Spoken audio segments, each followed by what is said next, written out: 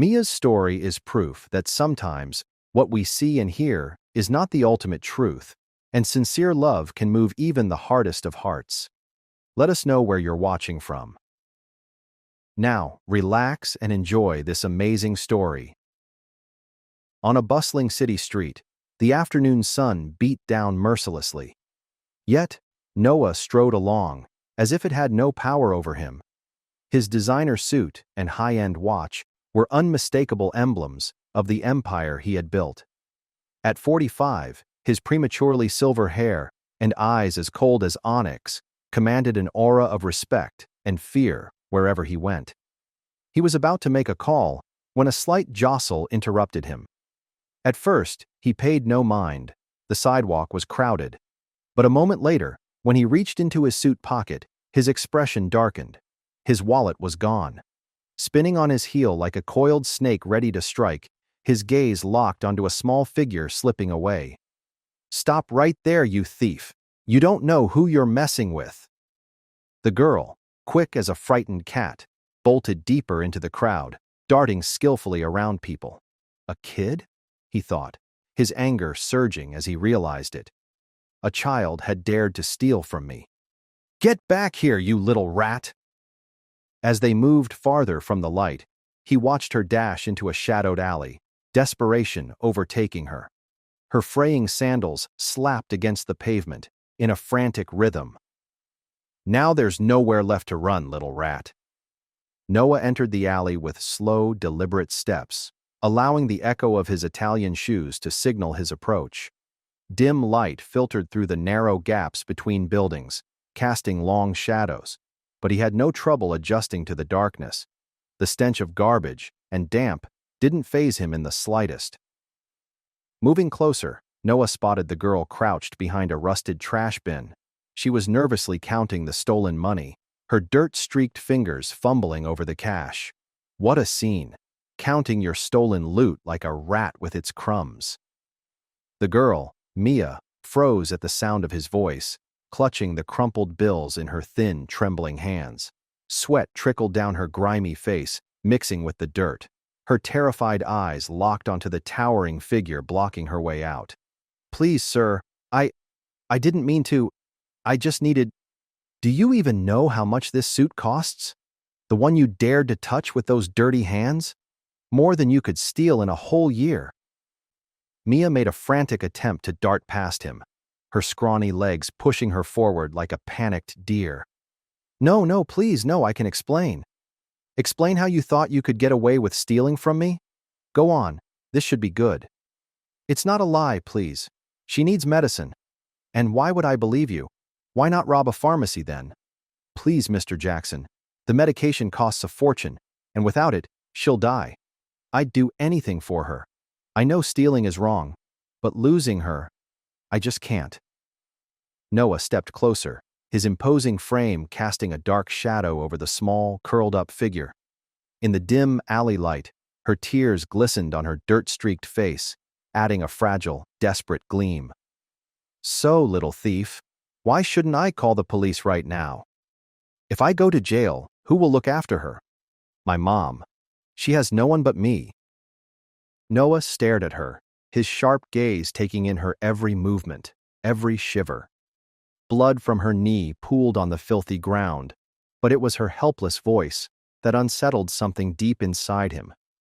He was no stranger to lies, but her despair seemed real in a way he couldn't easily dismiss.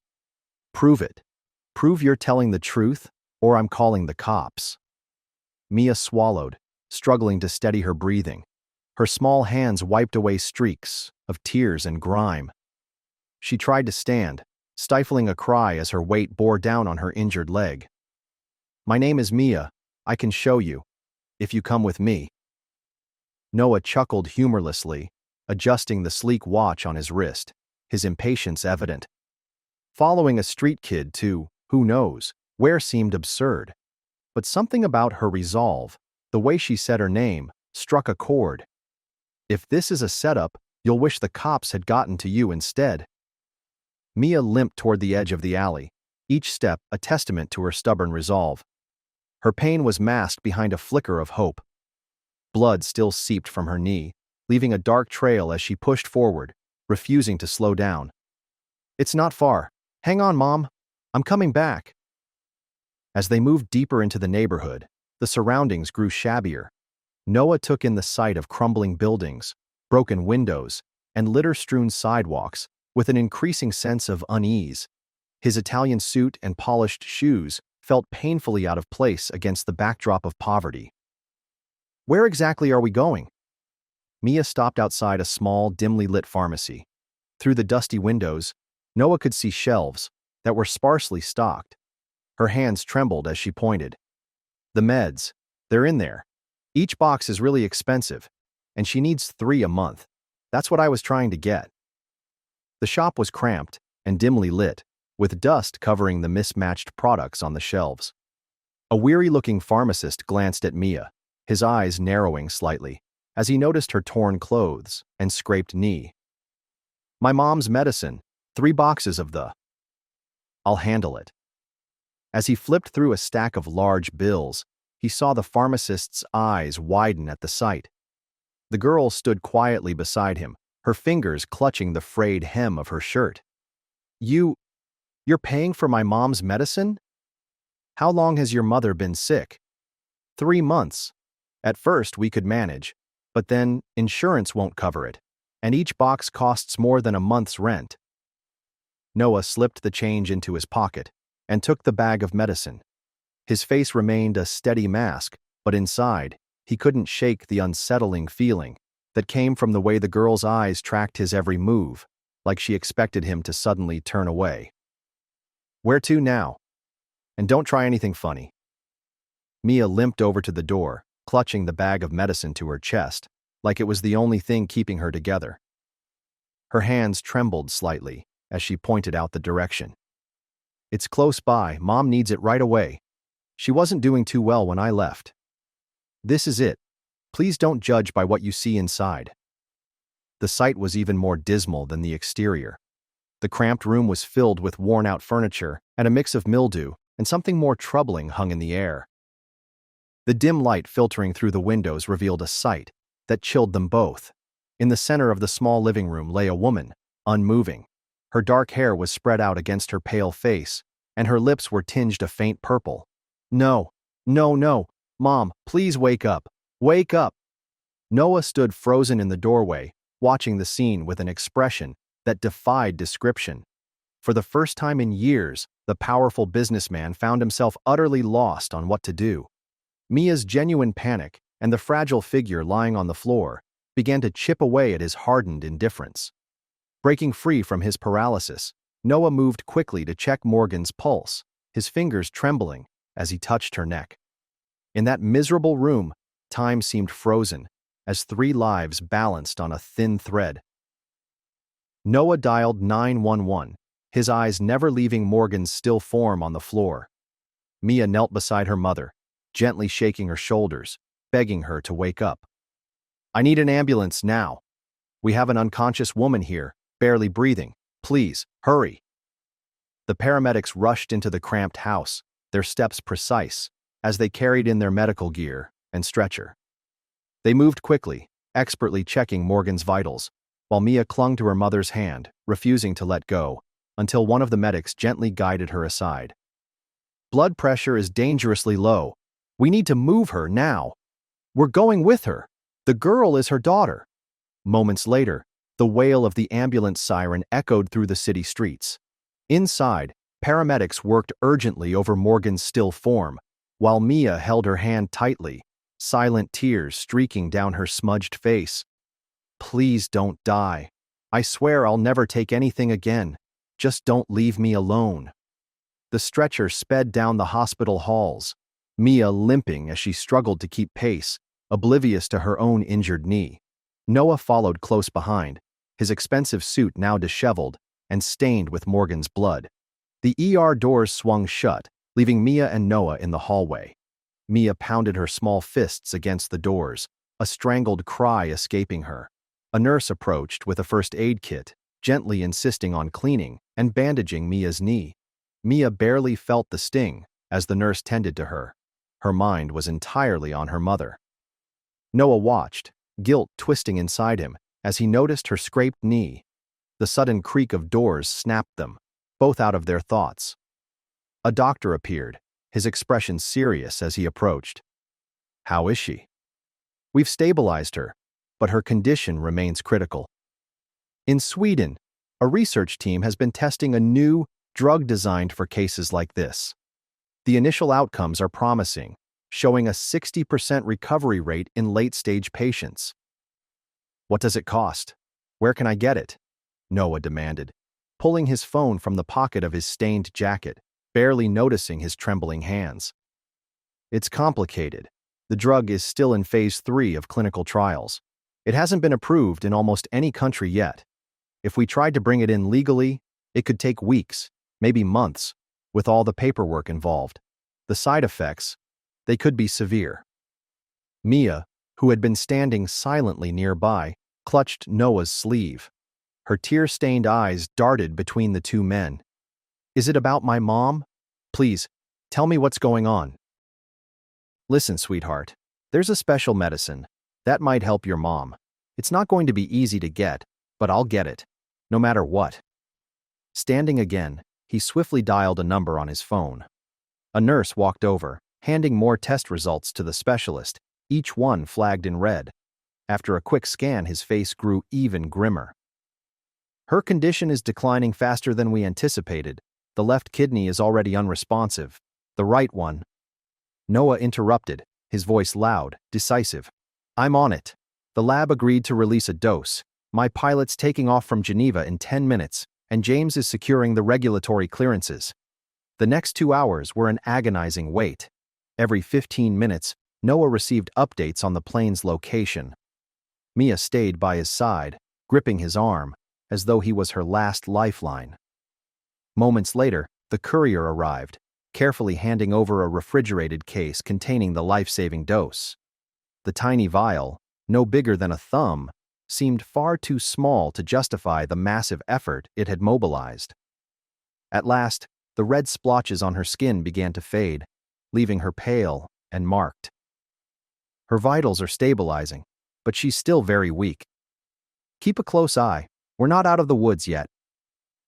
As dawn broke, Morgan's fingers gave the faintest twitch, so small it nearly went unnoticed. The specialist was by her side in seconds, shining a flashlight in her eyes. Minutes later, Mia was finally allowed into the room. She held her mother's hand tightly, as though clinging to life itself. "Mom? Can you hear me?" Morgan's eyes fluttered open, hazy and bewildered. A breathing tube kept her from speaking, but when her gaze met Mia's, for a second, everything felt okay. Standing by the doorway, Noah felt a tightness in his throat. He was moved by the simple love shared between mother and daughter. The specialist meticulously reviewed Morgan's latest test results, comparing them to his earlier notes. The results look promising, but there's still a lot to figure out. Noah glanced at Mia. "You should get some rest. Your mom wouldn't want to see you like this." Mia hesitated. "I don't want to leave her alone. What if she needs me?" "The medical staff will take good care of her." Noah's sleek luxury car seemed almost absurd as it cruised through the narrow, worn-down streets of Mia's neighborhood. Just then, the shrill ring of his cell phone pierced the heavy silence of the apartment. The hospital's number popped up on the screen, making their hearts race. The specialist's voice on the other end sounded oddly pressing. "I need you to come back right away. There's something you need to see for yourself." "Has her condition worsened?" Instead of giving a clear answer, the doctor simply urged them to hurry. The drive to the hospital was tense. Noah pressed harder on the gas than he usually would, while Mia gripped the edge of her seat. At the ICU doors, the specialist stood waiting, his face unreadable behind a mask of calm professionalism. He raised a hand to stop their questions and gestured for them to follow. The hallway stretched endlessly before them, each step echoing like a drumbeat in the stillness. "Brace yourselves." When the door opened, the monitors beeped steadily, their rhythm unchanged. But something else was undeniably different. And there, Morgan smiled faintly. Her legs dangled off the side of the mattress, her movements weak, but full of life. My love. Stay right there. All Noah could manage was, "Oh my gosh! Wait for me, honey. I want to walk to you myself." Mia stood frozen at the door, eyes wide, watching her mother's every move. She clutched the hem of her shirt tightly, almost as if holding herself back from rushing forward. "Mommy." Morgan's first steps were wobbly, like a toddler's. She leaned slightly on the edge of the bed for balance, but with each inch gained, her movements grew steadier. Noah placed his hands on Mia's shoulders, feeling her shake with excitement. The specialist, clearly moved, checked the monitors with a shaky voice. The treatment, it worked beyond even our best hopes. "You're doing it, Mom!" Mia finally cheered, her excitement spilling out. Noah sensed Mia's urge to run to her mother, but she held back, understanding the importance of this moment. Morgan continued with renewed determination, her smile growing with each step forward. Now that she was so close, there was no turning back. The moment Morgan finally reached Mia was one no one in the room would ever forget. Mother and daughter held each other in a fierce embrace, both sobbing openly, their tears falling freely. "My brave little girl. You gave me the strength to return." Mia clung to her mom as if she were afraid to let go, fearing her mother might vanish again. The looming threat of eviction lingered in Morgan's mind, like a dark cloud, but she couldn't bear to break the perfection of the moment. A poor little girl and a successful businessman seemed to belong to two completely different worlds. However, Noah's compassion bridged that gap, allowing him to see the true value of humanity and his responsibility to society. True wealth does not lie in money, but in what we can do for others. Are you willing to forgive and help someone who once stole from you, just like Noah did? Please share your thoughts in the comments below. If this story touched your heart, give it a like and share it with others. Don't forget to subscribe to our channel to hear more inspiring stories. Goodbye, and see you soon.